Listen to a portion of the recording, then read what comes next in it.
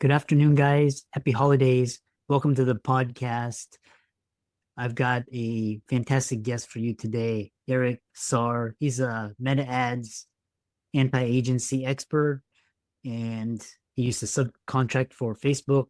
And so today is going to talk to us all about ads, advertising, social media advertising, everything you wanted to know.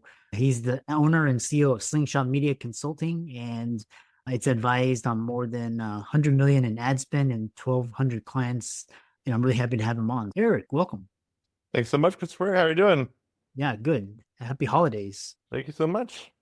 Excited to talk with you guys and your guest, your audience. Yeah.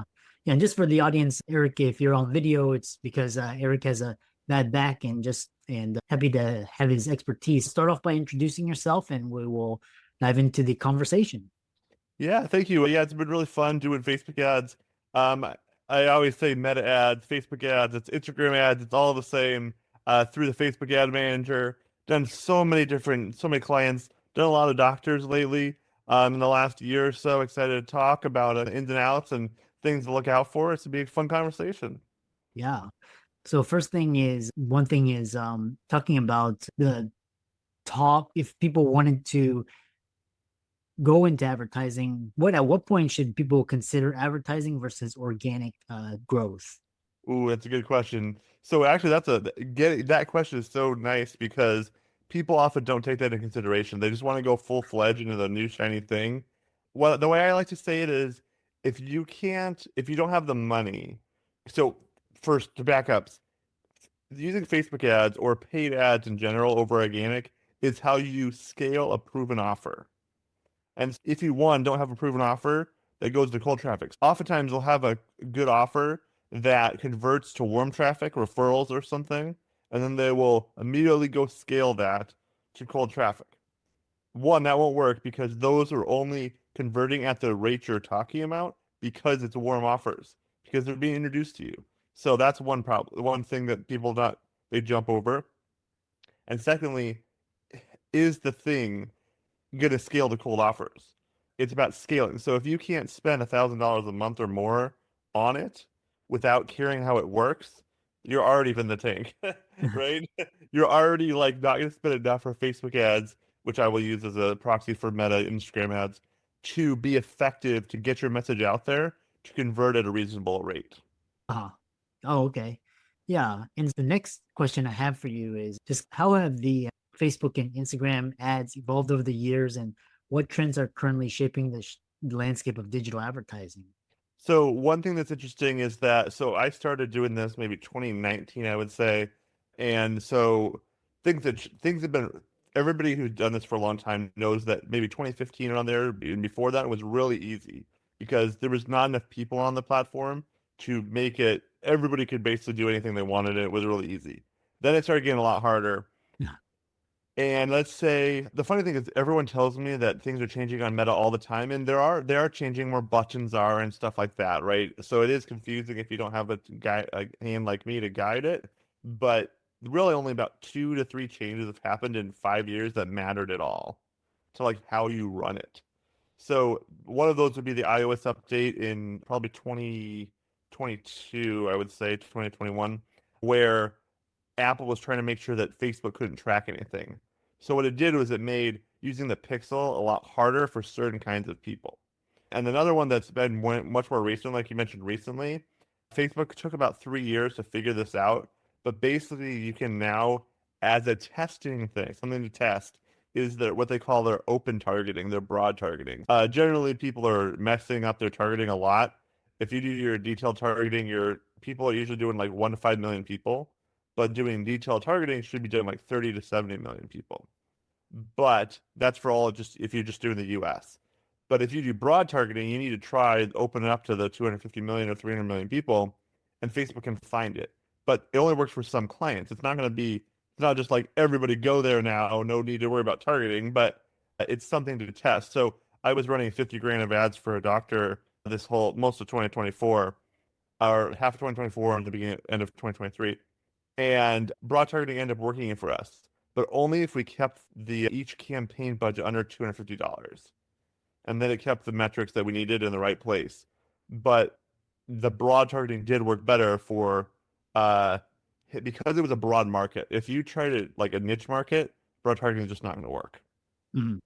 Yeah, and then the next question I have for you is I'm always in the game of looking at the next undiscovered territory, whether Mm. that's and so this also goes with social media. And so it looks like Facebook, Instagram, and TikTok, but what platform should be people looking at in terms of the advertising space? Like what's the undiscovered territory where, people are starting to, where you could get the highest ROA.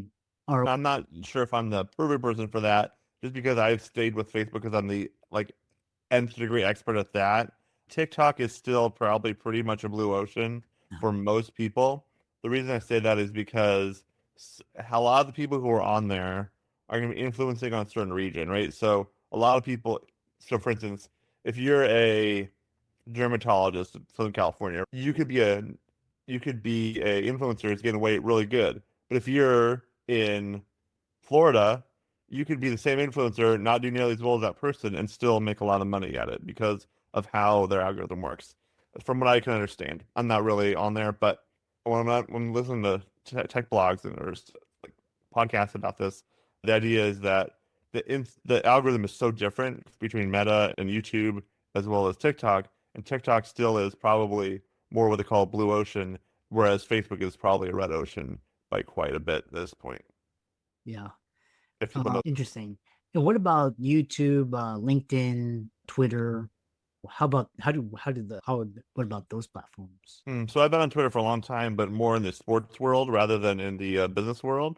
I would invest in Twitter. I don't think it's a place where you're going to make. I've been DM'd by people, a lot of people in the. If you're in a very specific B2B SaaS market, maybe you can find a way to get to DM or enough of the right people on there because that's going to be the people that are on there. But I wouldn't say it's like for most people a way to actually get clients.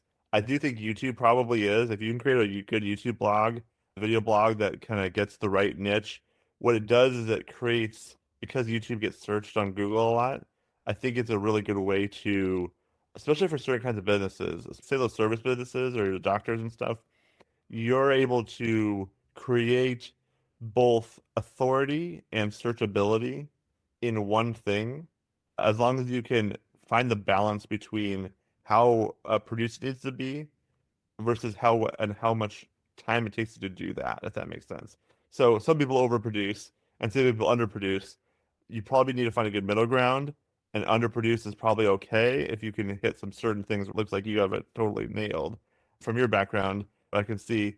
And so I would say YouTube's probably the place to lean into there. Twitter, not so much. LinkedIn ads, I've had a lot of people say LinkedIn ads are not really converting for them.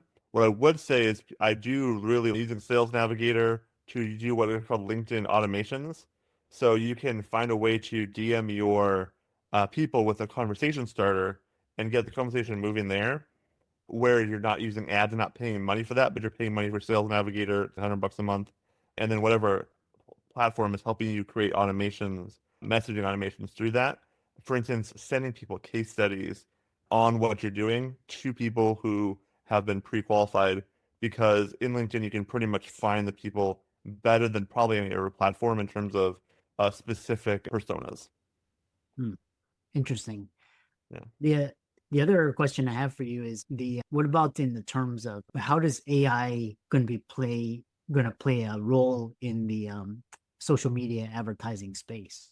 So far, AI is inside Facebook ads in terms of the content, the writing, the posts. They have some interesting things in there. You have to understand buyer psychology first. So again, people try to think in all these AI places, people are trying to think AI is going to replace everything. It's going to enhance it. Whoever understands buyer psychology can use AI to find the right words to hone what they already understand. But if you don't understand how people buy and get the right funnel and stuff, it's not going to matter that you had some words, all right? And there is some AI inside Facebook ads already in that. I am not the.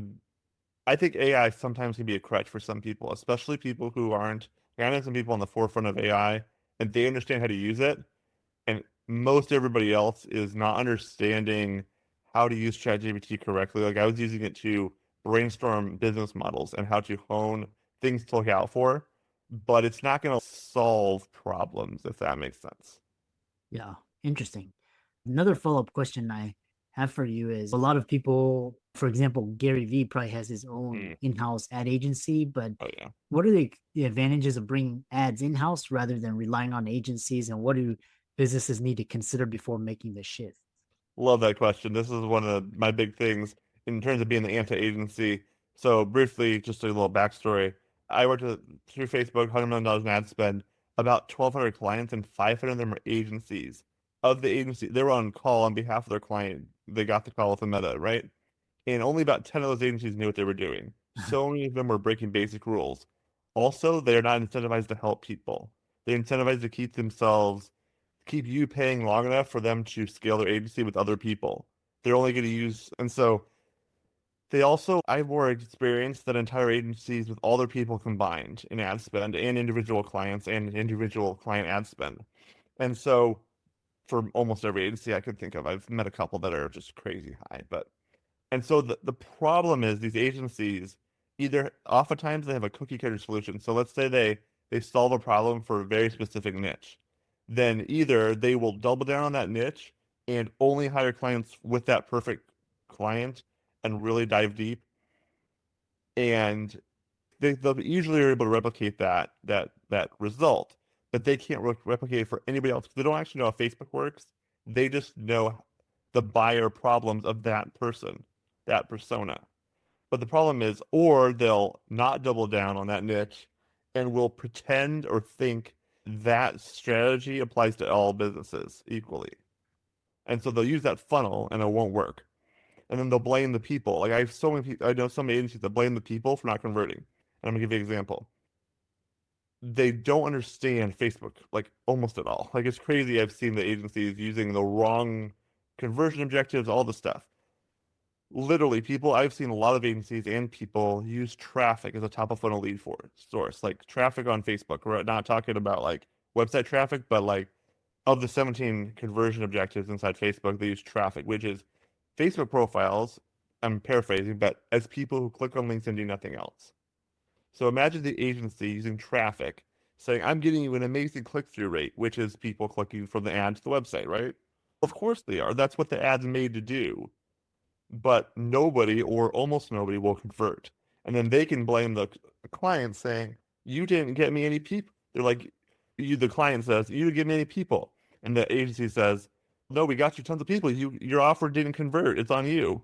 And then they just walk away. And then either you feel like you're have to keep paying them to keep working on it, and they don't need to prove anything. They have no there's no problem for them. They just keep going, have some low level person be doing the ad strategy, and they go from there. And also one of the biggest things is so many agencies have their fee tied to a percentage of ad spend, usually 10%. I was working with a doctor, 10 months, 50 grand a month in ad spend. The person he had before was 4 years working with him. Literally, it was essential oils or something like that. And this guy was targeting Fila, the sports athletic brand. This is only targeting inside Facebook. I doubled the engagement rate on his emails on day one because I know how to target and do it correctly. And so the idea is that, but he was 10% of ad spend. So it was, the more this guy spend, the more this guy got paid to do it terribly. But they don't have any really ethical need to help the business owners. But I've done it. All I want to do is help these business owners. And if they think Facebook is a part of their Facebook, Instagram is a part of their strategy, I want to help them do it correctly. I know Interesting. I rambled there. Anything to follow up on? So yeah, and so the next question I have for you is this: when common ad mistakes and how to avoid them in your experience, what are the most common mistakes businesses make with Facebook and Instagram ads, and how can they avoid them? One is the one I touched on is this idea of the wrong campaign objective. So often you're going to use leads or you're going to use sales because you want the actual business objective. Now there's this thing called 50 and 7. You want 50 results or the goal in a 7-day rolling period to really hit on the flywheel of Facebook ads. And so what that means is traffic is too high. It's not signal, right? But if you're trying to get sales, it's pretty hard to get 50 sales in a 7-day period, right? For anything more than $5 if you're not doing e-commerce. So the idea is where in your funnel for everybody out there is the thing that you can get a result. So sometimes it's add to carts, sometimes it's just leads. I use leads a lot, especially for like my doctor's funnels. I use webinar leads. So if you use leads, webinar funnels, you can usually pretty for a decent amount of ad spend, pretty low amount, get 50 results in a 7 day period. That keeps the flywheel going to get 70, 80, 90 for the same amount of ad spend because Facebook now knows who you're going after. So I had a doctor about a year ago. Unfortunately, his tech people didn't follow through, so I never knew if the webinar would have made money. But for I think it was $600, we got 200 people sign up for a chronic brain fog webinar, and then the second time, a couple weeks later, it was 240 people signed up through Facebook lead forums for a chronic brain fog webinar. So imagine, I think it was like a $6,000 program that he was trying to upsell people to. Generally, for webinars, it's a 50% show rate. So 200 people get registered, 100 people show. Well, I think 30%. So let's say 30% seems high, but let's say 5 people buy, right? It makes spend 600 to make 6 times 4, 24, $2,400. No, to $24,000. That's a sort of an extreme example and sort of a guess, right? But the reason that worked or could work is because it hits on certain parts of the Facebook algorithm that most agencies have no idea about. What all they know how to do is how to go from an ad, put the right stuff in, and hit publish so it works. And maybe they know how to target a little bit. That's usually most people. Yeah, interesting. Well, talk about, we have around 10 more minutes, and talk about the future of social media advertising and how you see the future of meta ads and social media marketing in general. What innovations or changes should businesses be preparing for? Still, what we want to we want to be doing strict testing. So testing copy, creative audiences in a very interesting way. So I don't use the A/B split test inside Facebook ads because I find it wastes money a little bit. I have a different way that we worked at Facebook in our division, and so you got to be really strict with your testing to make sure you're duplicating your campaigns and not unpublishing. So there's a thing called significant edits in there that is really the bane of your existence if you're trying to do Facebook ads. So if you're not leaving it for 2 weeks or you're making changes to it, republishing, you're gonna just be ruining the data and making it not helpful to make good decisions. So you want to make sure you're doing that correctly. Moving forward, I think in terms of the future, I think, because I keep hearing this, people are going to keep thinking Facebook ads is dead. More people are going to leave and just give cheaper CPMs to everybody who's still on it. I Hmm. think that's going to happen in 5 years. Like there's going to be less and less people on it, but there's still 2 billion monthly users. It still hits Instagram. There's a lot of people there. Unless people are going to use it, the people only, and it's gonna, let's say we increase the number of people making money on it because the people who stay are the ones making money. The people who leave are the ones who couldn't make money because they didn't hire a good expert. Yeah, Stuff like that. yeah. Excellent. The next question I have for you is, so advice for new advertisers for businesses just starting with meta ads.